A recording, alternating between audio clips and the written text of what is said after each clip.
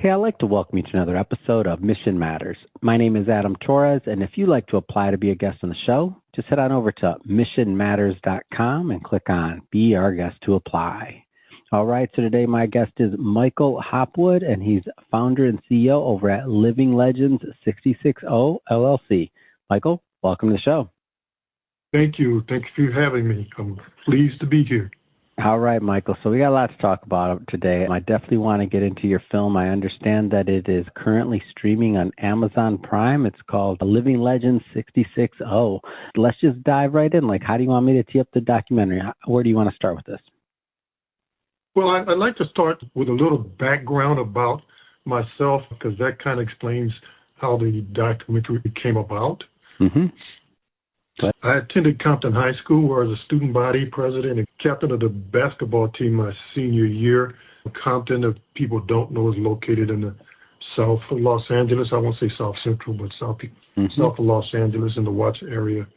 I was a captain of the basketball team my senior year. My coach, Bill Armstrong, he's one of the most legendary coaching figures in California high school sports history. He appeared with a record 14 league championships and won 12 state championships, 6 CIF Southern Section championships, and 2 national championships. I was fortunate to be on that team that set a record of 32 victories without a loss, and the first national championship team. The following year, the players went on to win an additional 30 games for a total of 62 games, with the winning streak ending in 4 more victories at the beginning of the 71 season. So we set a record for the most victories without a loss in the history of And that's Southern insane, California. 66, yeah. That's an insane number. 66 victories with a loss, and that record still stands today, almost 55 years later. Oh, wow.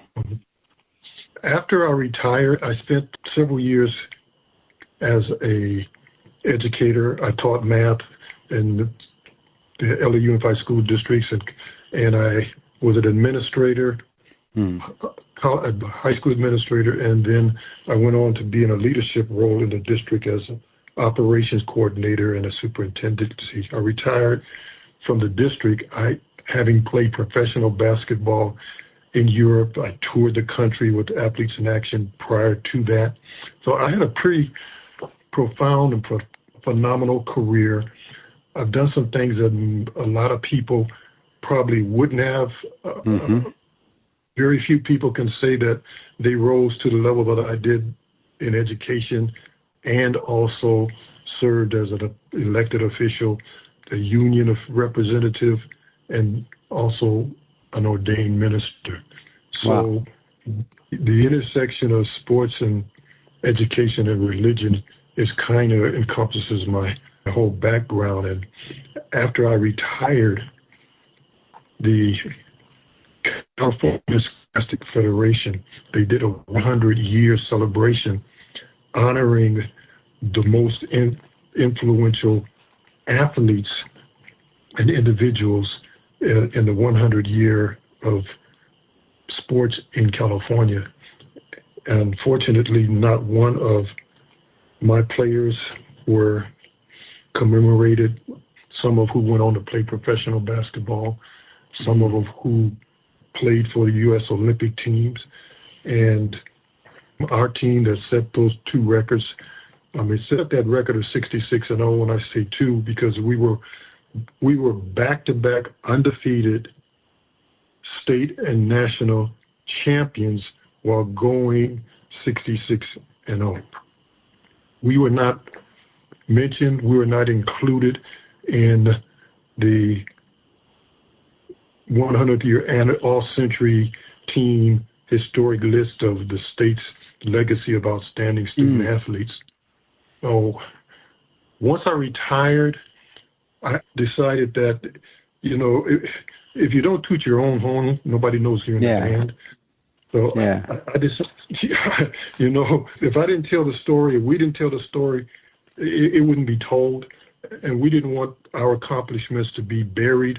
We were an all-black basketball team with a white head coach who in the middle of the 60s, who played in the 60s, in the middle of the Watts riots and the social unrest. And, we went through quite a bit on the way to winning and setting those records and championships.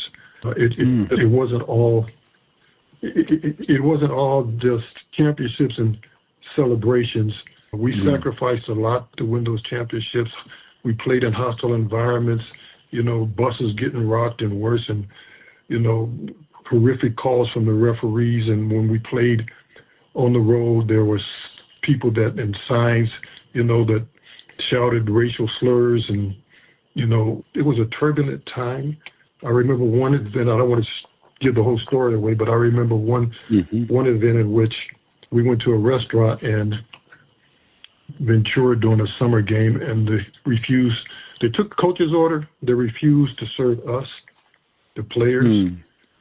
And Coach Armstrong told them that they weren't going to serve us. Then he refused service, and he led us out of the restaurant and with the assistant coaches and drove us around until we found somebody that would serve us. And, taught us a lesson that, just because you fall on tough times and you get knocked down, you don't have to stay there. You can get up and keep fighting for what you believe in. On the court, you go back, you practice harder, you train longer, you come back stronger. I learned, when that carried me through when I played professionally in Europe. I would, rather than driving home or riding my bicycle, I would jog back after practice. I jogged to practice, jog after practice. I always put in time in the weight room, even in the off season, because, fatigue makes cowards of us all. So, you have to be prepared, and you have to be able to withstand the challenges on the court as well as off the court. And I never wanted my opponent to see me tired. I never wanted to have to bend over and hold my pants at the free throw line like, I'm too tired to compete. So I always made sure that I was in better condition, physical condition than anybody on the court. And our coaches prepared us the same way. So, that's why I'm excited to tell you about my documentary film. Members of the film with Byron Scott, James, in the film you'll see DeMar DeRozan, who's also an all-star, Byron Scott, who played with the Lakers and Hall of Famer, and, a number of individuals that I think the public would be interested in hearing from. So I'm a pause because I could talk forever about my film. No, all good stuff. And I'm curious. So, what was it like putting this documentary together? Like to go back and like go through the produce and like go through the archives and all this. Even just seeing, I'm guessing, old game footage of yourself or old like pictures. Like, what was that like going through all of that? It was fun because it allowed me a chance to go back and contact, old friends and old players like Paul Westphal. I remember I didn't have a complete copy of the game we played CIF when we won the championships, and we played Paul in the quarterfinals, his team, my senior year, on the way to the starting the record. And I contacted Paul. At the time, he was assistant coach with, I believe it was the Nets, New York Nets. And he actually had a full copy of the game. And this was 40 years later. So I was surprised that he even had the copy of the film. And Paul, we didn't play on the same team, but his team played every year in our Compton Invitational Tournament, basketball tournament. And so we became really good friends. I would go into the locker room and say hi to him before the game started and after the games. And, he would play against us in the summer leagues and what have you. And, so we were really good friends. When I contacted him, he came out to have lunch with me, and he said, Mike, this is my only copy, the only one I have, but I'm going to give it to you and let you make a copy of it. And, that was really, really uplifting to me because for him, to do something that I know how I would feel about it if that was the only copy of the game and final of the CF on the way to the record. I would be about letting that leave my hand. But Paul didn't think twice about it. So, acquiring game film was a challenge. I was able to locate some from my assistant coach, Jim Newman. He had kept copies of some of our game films, which I was really, really fortunate because his wife found them in a location where he didn't remember where they were. And naturally, the films were in 8mm. I had to have them transferred over to digital format, MP4, so they could be used in the editing of the film. And I was also fortunate to find some of those films actually in, which back then, they really didn't start filming our game in color until just before we left college. We left high school, so my senior year. That was one of the challenges. So one of the things that we're known for at Mission Matters, and one of my personal goals, is to encourage others to take part in their story and to share their story and to be part of documenting, their history. And whether that's through creating a podcast, whether that's through writing a book, whether that's in the case of yourself, like an important story that you wanted to tell and you didn't want history to forget. So in the course of, making a documentary film of like an amazing record that hasn't been broken, what would you say to others that are out there considering sharing their story in any medium, but just maybe haven't gone to the extent of getting it done? What kind of advice would you give them? Oh, I would like to think that people need to believe in themselves, and no matter what, if you have a dream, you need to follow it. Life is full of choices, starting when you wake up each day. You can choose to open your eyes and live, or you can choose to just lay there and die. If you choose life, then you need to make the most of it. I believe that I'm God's greatest miracle, and because no two of us are exactly alike, so are you and everyone else in the world. That means we are powerful, and we can do powerful things, face the world and live inspired, knowing, that we are fearfully and wonderfully made. My advice to others, education is so much a part of my life, and I believe that education is a form of service first and foremost.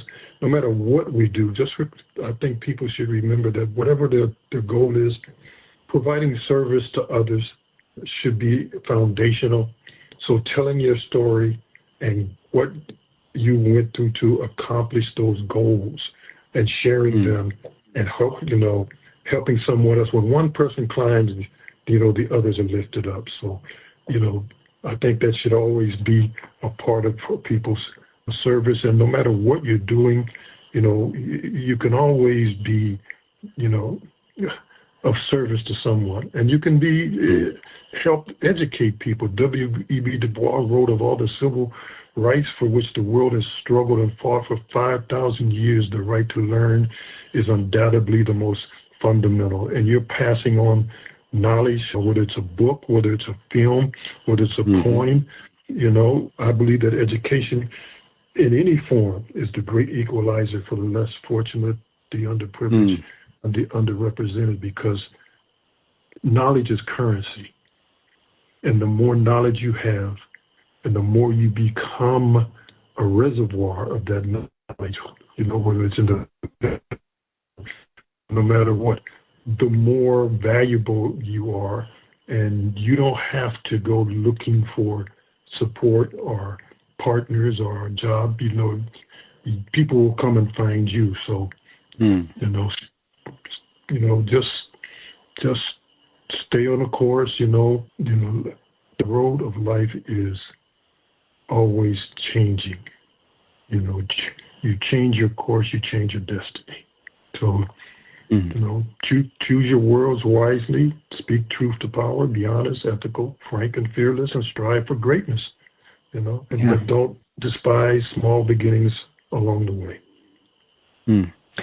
So, Michael, if there were, and I'm sure there's many, and I understand, and I definitely want people to go check out this film. So, Living Legend 660. If there were a takeaway or a lesson or a central theme that you hope that the audience walks away with, what would that be?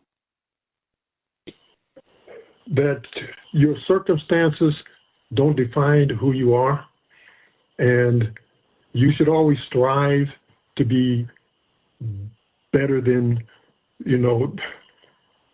strive for greatness. Don't let the circumstances define you. And this film is based on the lives of these hidden figures who achieved so much in the face of great opposition. And, if you believe in yourself, if you stay true to your values, and if those values are correct, you will come out okay on the other side. Amazing. And Michael, how can people follow up? How can they learn more? How can they watch the film? They can follow us on our Facebook page, Living Legend 66-0. And in the sports terminology, the 66-0 means 66-0. So I just want to throw that in there because a lot of times you'll hear me say 66-0, but that's what the title is about. You can follow us on Facebook.